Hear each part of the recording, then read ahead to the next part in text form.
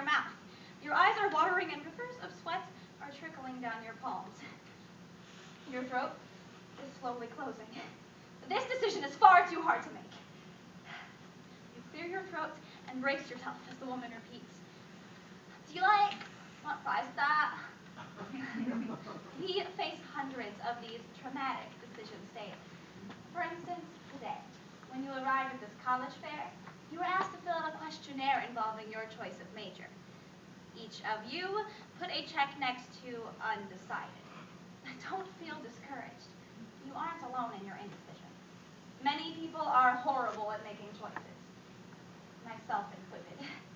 That's why the organizers of this college fair asked me, the queen of indecision, the princess of procrastination, to speak to you. In 7th grade, I discovered the wonder of hair dye. And I've changed my hair color 16 times since, not counting highlights. This problem I have with indecision is why I'm here today, to share with you some information about the problem of indecision, its causes, and some decisive solutions for our atrocious decision-making skills. We need to tackle this problem this morning because, as Bertrand Russell once said, nothing is so exhausting as indecision, and nothing so futile. Our indecision can lead to many problems. It's fine if you're indecisive about your choice of college major now, but when you've gone to school for 2 years to become a veterinarian, and your hand is halfway up the business end of a horse, and you suddenly have the revelation that you wanted to be an accountant, you're going to feel like that horse's hind end. So will your parents, who just paid for 30-plus credit hours of courses, most of which you will no longer be needing. Our irresolution can also affect us in the workplace. In Mary Kay Pratt's helpful article, How to Get Fired, she writes that one of the 5 fatal flaws that can easily get you fired is inertia. Sometimes making the wrong decision isn't what gets you fired. It's the inability to make any decision at all. According to Ayanna Dixon, in her article, Decisions, prolonged indecisiveness can actually cause anxiety, low self-esteem, and depression. Much like calculus, holiday dinners with your family, or yeast infections. But I digress. Obviously, there is nothing appealing about indecision.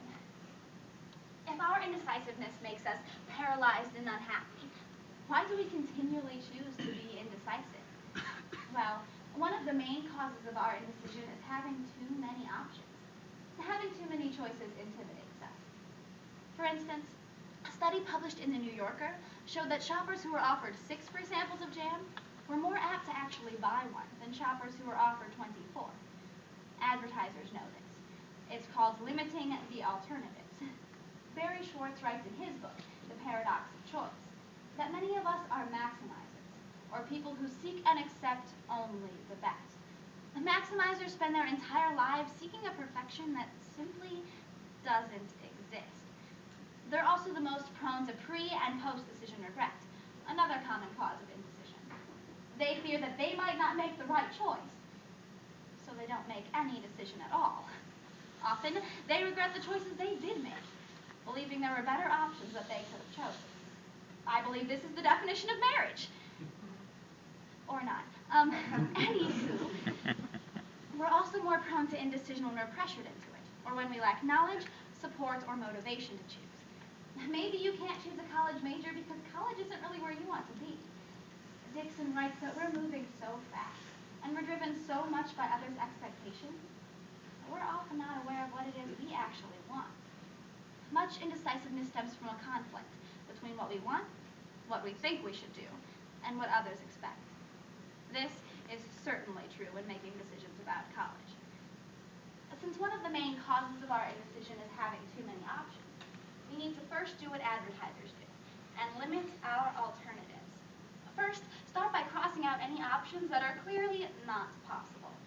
We're often told we can be anything we want to be, but you're colorblind. You will never be a bomb technician.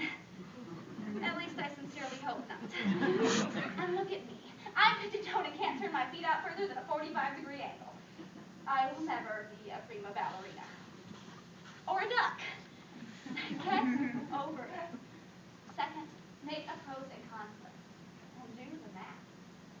Clinical psychologist Pamela Thompson writes that maximizers should adopt the mantra, completion is better than perfection, repeating it to themselves when making choices. Schwartz has an even more simple method. In the interest of your valuable time, I've limited it down to the 3 steps that have been most effective for me. Step 1, choose when to choose, and pass up some decisions entirely. Step 2, regret less. And step 3, control expectations. Remember to put each choice in perspective. When choosing a college major, you have to realize that it isn't a lifetime commitment. You can always change your mind. I hope that these suggestions can help us become more decisive people, because I, for one, don't want to end up the miserable middle-aged woman standing in front of the frozen food section, still trying to decide which pot pie will make me feel better about myself. Author, philosopher, and my personal hero, Orson Swett Marden, once wrote that a lobster, when left high and dry among the rocks, doesn't have the sense to make his way to the sea. Rather, he waits for it to come to him.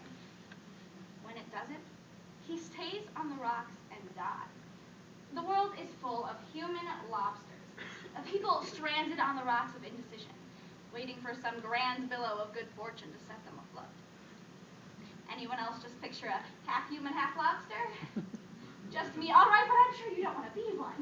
So whether you're picking college majors, boyfriends, pot pies, or your nose, too corny? Follow Nike's lead. No, don't hire foreign children to do it for you. Adopt their slogan and just do it, even if you do it wrong. I'm not saying you must make decisions quickly, but do we honestly need sweaty palms over whether or not we want fries? Of course we want fries! Choosing a college major is a larger and more difficult decision, but it's still a reversible one. I hope I've given all you undecideds out there some useful information today. If you choose to tackle this problem, remember not to put too much emphasis on one single choice. Be realistic, because, as Albert Camus observed, life is the sum of all of your choices.